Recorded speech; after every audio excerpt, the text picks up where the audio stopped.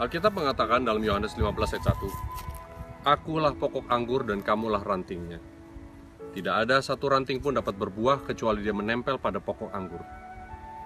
Saudara, ada sesuatu yang menarik dalam tanaman anggur, bahwa setiap tanaman dibuat sedemikian rupa sehingga pokok anggur yang tumbuh dari atas tanah, rantingnya oleh sang pekerja kebun tidak diizinkan menempel kembali ke bawah tanah.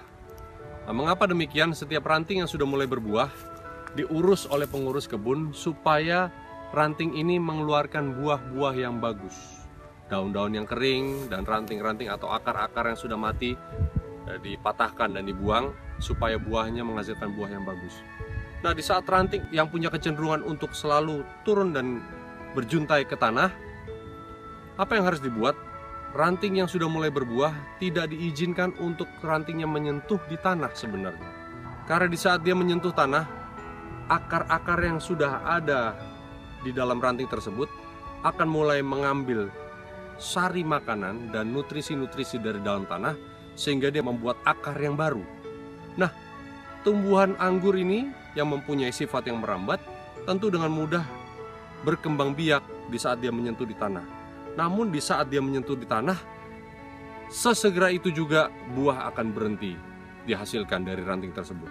Maka apa yang terjadi? Setiap ranting yang menempel di tanah harus dipotong supaya semua nutrisi-nutrisi yang datang dari pokok anggur hanya diberikan kepada ranting-ranting yang berbuah dan tidak menempel di tanah. Pelajarannya bagi kita manusia adalah kita hanya bisa menempel kepada Kristus dan Kristus saja sebagai pokok anggur. Sehingga buah-buah dari hasil kehidupan kita yang akan dinikmati orang adalah buah yang datangnya dari pokok anggur. Nah, di saat kita menempel kepada tanah, di saat kita menempel kepada sumber, langsung mengambil sumber kita sendiri yang bukan datangnya dari Kristus, kita akan berhenti berbuah.